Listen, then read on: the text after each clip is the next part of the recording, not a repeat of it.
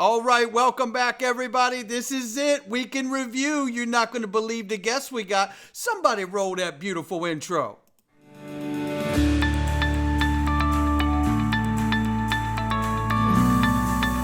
Digital Perspectives with Brad Kimes. Come on in.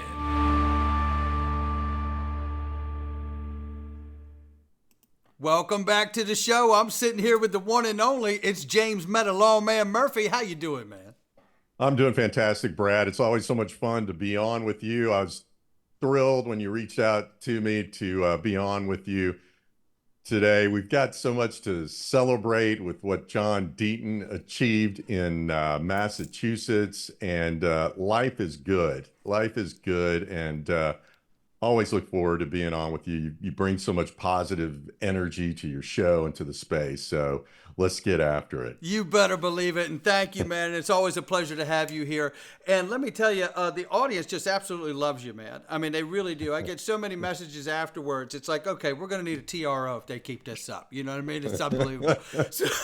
So we're going to get into this thing. So, all right. So let's start with the amazing news that John Deaton has won the Republican primary in Massachusetts, man. Amazing. Considering he started from zero in terms of name recognition and money and connections in the Republican Party. All of this, this was truly a grassroots endeavor, and man, did it pay off. I was confident that he was going to win, but I did not see, 65, 66% of the vote when you consider that he was running against a Republican elected official, from the Quincy City Council. And he was running against a guy who was well-known, another guy who was well-known in the Republican establishment of Massachusetts. And John's coming out of nowhere with no name recognition and very little money, putting his own money into the campaign. So, he was just out there meeting the people, going to those parades, going to the pubs and meeting people one-on-one. And you just wondered, well, what's going to happen really when it comes time for people, to be inconvenienced, to get out of work or get out of their house and go and vote. And he just blew everybody away. So there is a level of excitement that is beyond even what I was hoping for. And I got to tell you, that celebration party was just so much fun. You can't imagine how the vibe was in the place. It was, it was like, maybe this democracy is going to work here.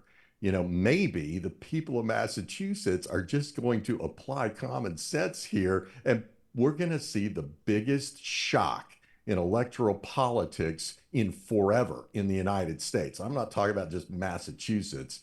I'm talking about anywhere in this country. There's a movement building, and people are jumping on board because they get John. They get his story, and they get the fact that he stands for common sense and freedom. He's no radical. I mean, his positions are simply rooted in common sense and not crazy, like what we're seeing from Washington. So anyway, that was a long answer, but man, oh man, it was just such a great event. It was so great to be able to hug John and congratulate him for what he had accomplished. It really is. And I mean, like you said, it was a landslide victory. I mean, he just wiped the map. I mean, it was absolutely remarkable. So I'm super excited because now he's going to go head to head with Elizabeth Warren. And I'm very excited about that. And I know that he is going to take her to task. She has no idea what she's about to come up against. And but she's about to find out, and I love that she's about to find out on the world stage. That's what I really love. Now, going and bringing this over and crossing over into crypto, Senator Elizabeth Warren is in fact the anti-crypto general of the anti-crypto general army. It's like this is a massive key person to take out of the equation so we can unlock American innovation. That's right. And you know what's funny, as I was thinking about it, it's right in her backyard. She Hmm. pretends like it's off somewhere with the crazy crypto bros trying to get rich, blah, blah, blah. It's right in her backyard. MIT. MIT, Hmm.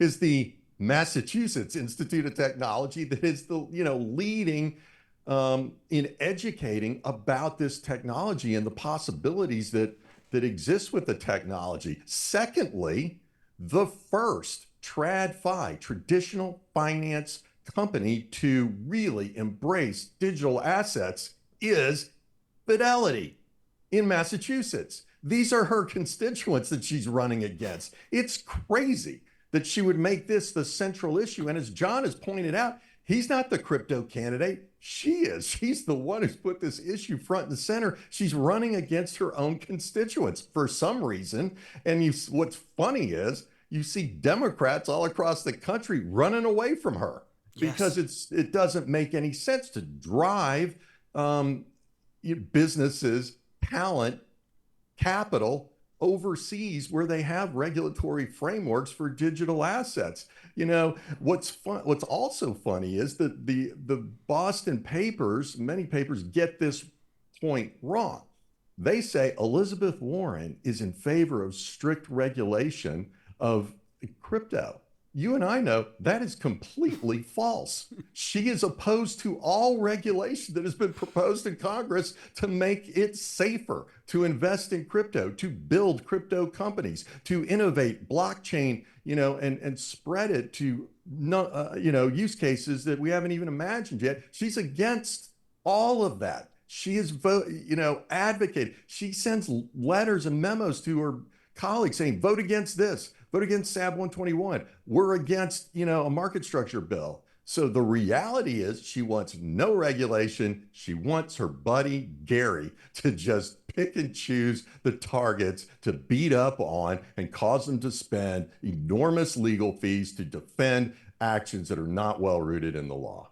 Well, and speaking of which, here's Gary Gensler, who came from MIT before being the SEC chair and was 180 degrees different in his approach and education to those young minds at the MIT before coming to the SEC, which is really questionable in its own right. But with that being said, here on the channel, and I've discussed this off camera with you, but here on the channel, we covered an article from Coin Tribune, which discussed remarks from people inside of the Fed and the U.S. Treasury mentioning it's being floated that they could reclassify crypto as currency, but it would be done under the Bank Secrecy Act. Well, James, it's also been rumored that Kamala Harris has been looking at possibly moving Gary Gensler to the Treasury position. Now, some people say that Elizabeth Warren floated that rumor so she could see if she could get her buddy there and build the moxie and kind of weigh out if that was the moxie was there to do it. But just looking at those two scenarios that are being entertained, let's just say, if that were to happen, you're looking at classifying crypto as currency under the Bank Secrecy Act. This would, in fact, put currency and crypto under the banking regulation of the Bank Secrecy Act, as currency already is. But crypto gets tucked into that. Now banks are in control of the oversight of crypto that they've been watching all of their customers for more than a decade go across the street to get. But simultaneously, while watching Gary Gensler weaponize the SEC agency, in my opinion, to suppress the market for legacy institutions so they can buy this space pennies on the dollar because they may be about to roll it to where you need bank secrecy compliance to comply. Well, that would be something. I mean, that would shake up a lot. I mean, from my perspective as a lawyer, if you're looking for good news, the good news would be it would make it a lot harder for the SEC to say, yeah, this currency is a security. If that happened, so that would call into doubt the whole regulation by enforcement against these platforms, the centralized platforms. But for DeFi, if what is being traded is currencies for which they've got to do anti-money laundering, know your customer, um, terrorism finance, review and all of that, that would be very difficult for DeFi, which are software platforms. So that would certainly shake things up. But if you think about it, the large centralized platforms have money transmitter licenses, and so there are pros and cons. But you sure as heck, I don't think when Gary Gensler in charge of the Treasury, when he all of a sudden brought under his ambit all of crypto into Treasury, we've seen what he's done at the SEC. That's not a happy prospect at all. It isn't. And, if there's any validity to any of that, it does concern me, right? It concerns me because on the face of it, you think, oh, thank God, But when you really start looking down into that particular pathway, there's some real problems there, right? There's real problems inside of that. So I hope that doesn't go by that way because I feel like, there's so much of the market they could suffocate just by that. Because if you're not compliant and you don't fall under Bank Secrecy Act, all they have to do is stand back and go, no, I really don't want to buy you, right, to put you under compliance. So then you're just going to sit out on an island and suffocate till you're gone. And yeah. And it's part of a larger theme among some in government. And that is this: privacy is bad. Yeah. Privacy needs to be stamped out. Right. And if you apply, AML rules, know your customer rules everywhere to everything, then privacy is eliminated and the government gets to know everything about your financial life. And in my view, that is contrary to the U.S. Constitution, which in my view, under the Fourth Amendment and other provisions, says you've got to be suspected of a crime. The government has to have probable cause to believe that you committed a crime to get your information, but they can't go directly and get it. Then they have to go to court and get, a warrant. There is process there to get information of people who are suspected of a crime. There is no provision in the Constitution that says the government gets to extract all the information it wants from its citizens. That's directly contrary to the Constitution. It really bothers me. Yeah, no doubt. And how do you see this, James, in your mind? Like, I know a lot of people have explained it like, the privilege of having a driver's license, right? And then you have this driver's license, which the cop does not get to see unless you're doing suspicious things, right? Cops don't pull you over for nothing. Well, sometimes they do. But generally speaking, cops are not supposed to pull you over unless you're swerving or erratic driving, speeding, something of that nature, right? I see that your license is expired, or, you know what I mean? Something like that. There's got to be a violation there, right, in order to engage. How do you see that? Yeah, well, so when you go to the airport, you've got to show identification. That's government issued identification. So in my view, if the government has given you this thing, then it's probably okay for them to say, can I see that thing that we issued to you? Is not like, here's my private, I Venmo'd $100 to my buddy Brad. Well, what's that? Once the government starts acting in a way that is untethered from the Constitution, then you got a real problem because there's no end to it. Because the government would like to have maximum power over its citizens. It's in their nature. Yep. And by the way, to give them their credit, they think they're doing something good for the populace. They believe here's the theory. Number one, you've heard this before. Well, if you have nothing to hide, why don't you just share all elements of your life with the government? That is so scary. There's a lot of people who think that way. Yeah. Secondly, the idea here, and this comes from the surveillance state, what is called the intelligence community, thinks that if you get all of the data, of all Americans, well, then you can sift through and find the terrorists. You can sift through and find the drug dealers. You can sift through and find the people who engage in, child trafficking and all of that stuff.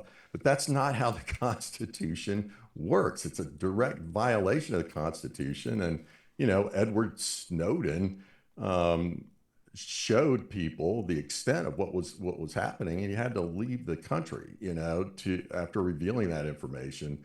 So in any event, I just feel like we ought to have a government that sticks to the Constitution. I believe very strongly that John Deaton believes that as well, and that's why I'm doing everything I can to support him. I agree with you 100%, and we are going to do everything we can to make sure he gets to that final destination. We're going to watch him get sworn in, I can tell you that. Yeah. That's going to happen. Now, let's talk about the SEC versus Ripple case, and we've recently heard about, they're putting the fine in escrow, right? Ripple wants to put it forward. What is your take in your experience of all the years of litigation with the SEC? What does this look like to you? It's a little bit of an unusual situation. The usual situation is a defendant has had a judgment entered against them, and they intend to appeal. And so instead of paying the plaintiff, they can have a bond, a surety bond that ensures that the plaintiff will get paid if the defendant, loses on appeal, the judgment is upheld. Then they've got a bond that makes sure the plaintiff gets paid. And the reason you do that is the defendant could go bankrupt, in the meantime, could take off, leave the country, blah, blah, blah. Well, this is a different kettle of fish here, because I think maybe you believe as well, that Ripple has no intention of appealing. They're ready to move on with life.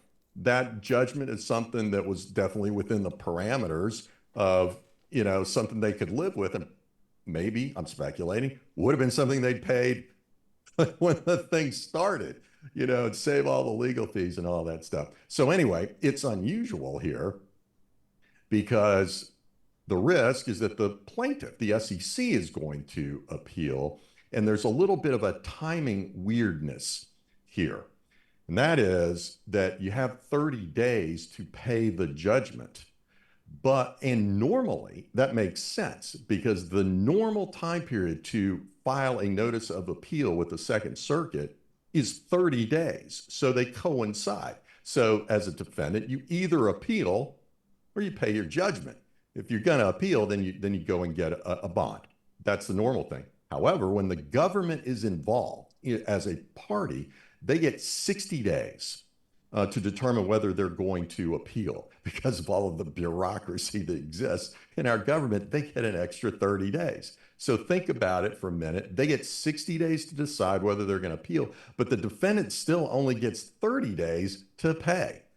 That is why this issue has arisen. I think, thank you for giving me that opportunity, because people don't understand why this is happening. This is happening because this timing mismatch. SEC gets 60 days to decide whether they're going to appeal, and then, but Ripple would have to pay in 30 days. So what they did is Ripple, I believe, reached out to the SEC and said, "Hey guys, are you going to appeal?"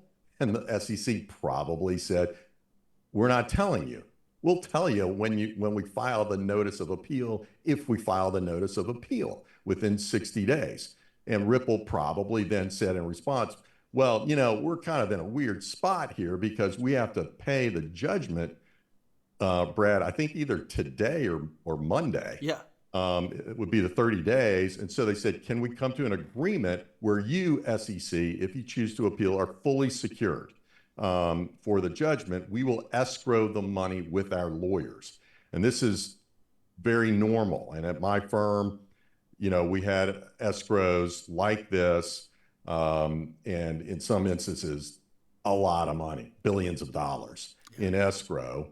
And so there's an escrow agreement that says the SEC wins, what happens then. It could be that money that is in escrow is released to them, or a Ripple could pay them outside of the escrow and take the escrow money back because it's earning interest now. This is all about, interest on 125 million is not nothing. And so if they paid the SEC, then Ripple would not get the benefit of interest should they win if there's an appeal. All right, so now people are like, their heads are spinning at this point. What does all of that mean? Here's what it means to me. Number one, if the SEC had already decided that they are not going to appeal, then they would have said to Ripple, no need for the escrow, wire us the 125 million.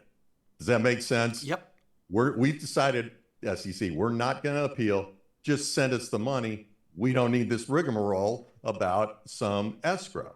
So I believe that's off the table, that they have not decided that. So that leaves two alternatives. One, they legitimately have not yet decided what they're going to do. And that's very possible because this is a complex question. It's a chess game of a lot of bad things could happen as a consequence of appeal. Some good things could happen as well. And it's a big bureaucracy. And of course, Gary Gensler's not a lawyer, so he doesn't bring this base of knowledge to understand these puts and takes. They have to be explained to him. Or they've decided they are going to appeal. So those are the two. They haven't decided, or they have decided they're going to appeal. They're just going to file that notice of appeal when they're good and ready, like 59 days after the judgment. And so therefore, I believe that it is more likely than not that they will appeal. I know people don't like to hear that, but as I was tuning in, to our call here, I was thinking about the first time you and I got together and you were talking about this thing going to the U.S. Supreme Court. It's not like this is some huge surprise. Yeah. People want final resolution. I totally understand that. It's this dark cloud. I've gone on a rant. The case should never have been brought. 100%. There are no victims in the case other than the retail XRP holders, who took the brunt of it by the SEC filing this thing in the first place. And that's why they, John Deaton stepped in and made sure that their voice was heard. And I think that was effective to really achieve a win, for XRP holders in the process. But in any event, two options: they haven't decided yet, or yes, they are going to appeal, is what I read into this decision to escrow the 125 million plus a little bit more. Well, in looking at that, I look back at what the SEC objected in during the case. And back during summary judgment, they tried to do an interlocutory appeal, but then that was denied. But that interlocutory appeal was over programmatic sales of the secondary sales market, right? And now we know that XRP in and of itself can't be securities, but if they were to appeal, what would be your best professional speculative guess that they would appeal on? Would they have tried to reappeal that issue because they had an issue with it first, or would they grab something new altogether? Yeah, there are two things that I am pretty confident that they would appeal if they're going to appeal. So I like to be quoted correctly, but number one is Judge Torres ruled that XRP is not a security. That's right. Gary Gensler loves this phrase, digital asset security, because that means the token is a security. He's not saying digital asset security, the investment contract that surrounds, all the facts and circumstances that go into the transaction. He's saying those tokens are securities. And so that's number one. That's a big one. And the second one is the fact that they zeroed out on disgorgement because they couldn't establish any losses. Now, the Second Circuit changed the law in the fourth quarter of 2023, less than a year ago, to say that the SEC must show that somebody's been damaged, somebody's lost money in order for there to be disgorgement, because the purpose of disgorgement is to refund the money to the people lost. And when the SEC could not find anybody, among these institutions or ODL, transactors who had lost money, that was embarrassing and really shocking that the case was brought in the first place when they don't have any victims, but in any event, so the Judge Torres ruled year zero on disgorgement. Let's not forget they wanted like close to $1 billion for disgorgement. This change in the law impacts more than crypto. It impacts their entire enforcement program, because I did this for a living, and one of the threats from the SEC was we're going to get enormous disgorgement, from your client in court, plus a penalty on top of that. But now, if you don't have losses, victims, then they got zeroed out. They don't agree with this. They think this is a horrible decision. And by the way, the Fifth Circuit Court of Appeals disagrees that showing that there are victims is an element of SEC's proof to get disgorgement. So those are the two things. XRP is not a security, and they got zeroed out on disgorgement, are the two things that I'm confident that they would appeal. The third thing that they might conceivably appeal would be the size of the penalty. But that one is not a good appellate issue for them. Right. Because the judge has broad discretion to decide what the penalty is. And honestly, I'm sure I have not seen a huge penalty in a case where there's zero disgorgement, zero victims. It's that will come as a shock to the Second Circuit. Wait a minute, 125 million penalty and there are no victims, zero disgorgement. So normally, as you're trying to counsel your clients about this, let's say it's an insider trading case and your client made $100,000 so in profit.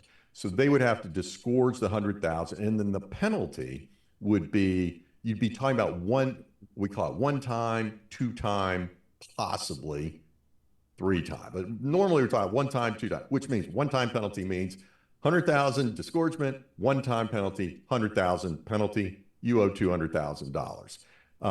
But building on a zero is kind of weird. And so in any event, they might conceivably throw in something, but the judge, as I said, has tremendous discretion on that third issue of the size of the penalty. So that would not be a good appellate issue for them. Okay, now we know Brad Garlinghouse has recently also suggested that appealing in the IPOing in the U.S. is off the table, right? Now, obviously, I get that. The same agency that's in a brawl with you has to approve your S1, right, and your filing so you can actually go public. So I get it. But inside of that, I wonder, this is something you've done for your entire career. So does this look like the proper posturing from Ripple to the SEC, or is this real foreshadowing to you that we're going to see an IPO from Ripple outside of the U.S.? What does this look like to you? So I have no idea what their intentions are in terms of an IPO, and I never want anything I say to be confused by people as, this is information that should impact investment decisions, because I don't recommend crypto to anybody under any circumstances. I do what I do, but I don't recommend anybody do anything. But with Gary Gensler in charge of the SEC, it is hard for me to imagine an IPO going off in the United States. If there is a change in the administration where you have I wouldn't even say pro-crypto, but an openness to crypto majority at the SEC with a new administration, where you have someone like Hester Peirce potentially as the chairman, and if it's a Republican administration, they are entitled to have 3 of the 5 commissioners, so they get their way. Then if all other factors are in place, then you could see a possibility. I think this case needs to be resolved. Look, I don't know how they're thinking about an IPO. The way I think about it, probably be a good idea for this case to be resolved before doing an IPO. Because how you have all of these risk factors that have to be disclosed, and many people read for the first time, an offering document for the Bitcoin ETFs. I read those things, and you know, the risk disclosures are sometimes, hilarious. A meteorite could hit, the world. It's crazy stuff. But in any event, so talking about doing one outside of the United States, given the fact there is so much interest, as I learned firsthand when I went to your XRP Las Vegas, like people from all over the world there that I met, that, sounds like something that would be rational for a corporate actor to be thinking about. No doubt about it. James Murphy, tell us where everybody can find you, James, so they can connect with you directly. You can find me, on Twitter, X, at MetaLawMan. Also have a website, metalawman.io. You feel free to DM me, but I'm not accepting any legal clients. I'm trying to be retired, so I pick my spots. I do a little bit of consulting, but what is really, really freeing about this experience, Brad, is I'm not selling anything.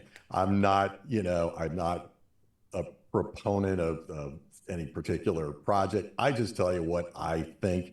And I wanted to come on to social media a couple of years ago. I think your show was the first one second one I did, because I wanted to be a proponent just for freedom, because I was worried, and am worried, that we're losing our freedom, and that people need to wake up, that if we lose the freedoms that are God-given but guaranteed by the Constitution, then we're going to have a very, very different society. And we won't be able to speak our mind. We won't be able to transact freely. And a lot of these things that you and I have been just so blessed to grow up and start businesses in this country was because of the indispensable element to the American dream is freedom. If we lose freedom, then people don't have that chance anymore to live a life like John Deaton, going from abject poverty, and all of the things that go along with that, the trauma and the violence, to pull himself up, become a United States Marine, and become a very, very successful businessman and lawyer. That only can happen as a consequence of real freedom in this country. And that's under attack, in my view. And the attack is not from foreign countries. So when I was growing up, it was the Soviet Union, and we practiced, bomb drills for, like, we're going to protect ourselves from a nuclear bomb. It's funny in retrospect, but duck and cover, now right? the threats here are, internal. There's some people here and elected officials who have some really different ideas about how this country should run and what the rights of citizens should be. That's so well said, James. It is a pivotal moment in our country and across the planet. There's no doubt about it. It is a global effort to maintain our freedom and privacy and right to free speech, and the rest of it. And I would say that there's so many pros to the digital economy and that we're moving to. But I remind people that, as we've touched, at different points of this conversation, that it is the government that sees the advantage of the con that comes attached to the digital economy, and that's the ability to see every single thing you do on a protocol or value chain. And that's where we have to work really hard to not sit back and just hope someone else protects us from them being able to do that. We need to be actively involved to make sure that we get the kind of world we want, so our children and our children's children can have the same opportunities, as you just said, for John Deaton and ourselves. James, so great to see you and have you back. Don't go anywhere, my friend, and we appreciate you being here today. Thanks so much, Brad. Could I just have 1 minute Absolutely. to encourage people to go to johndeatonforsenate.com and contribute to his campaign directly. Now that the primary is over, the maximum is $3,300. I want to thank you, Brad. You came in personally to support John at the very, very beginning, and you've been out there on social media just beating the drum. Well, I got to tell people, now is the time. You've got to act now because the money needs to come in now so it can be deployed, in this next 60 days with commercials and things of that nature. Senator Warren has a big advantage on the money because she's in power, and the people, the lobbyists and everybody else are funding her. John is not being funded by the Republican, people in charge. And, he had a Republican senator endorse somebody who was running against him in the primary. So John's got to do it through the grassroots contributions. I totally understand crypto market is down. I totally understand that people are under pressure with inflation, but please do whatever you can do. Now is the time. The next 2 weeks are critical to fund John's push, because if he gets his message out, he's going to win. But if he doesn't get his message out, how are you going to feel about that on November 5th? You're not going to feel great. And then secondly, my super PAC, for those who can contribute a larger amount, is called the CommonwealthUnityFund.com.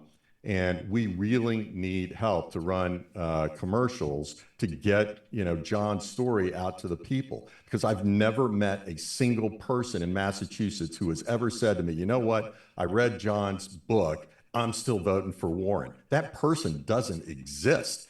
Anybody who gets the story of John Deaton, what he stands for, and how important freedom is, and how seriously he took that oath when he became a Marine to protect and defend the Constitution of the United States against all enemies, foreign and domestic, he means it. And so he needs your help.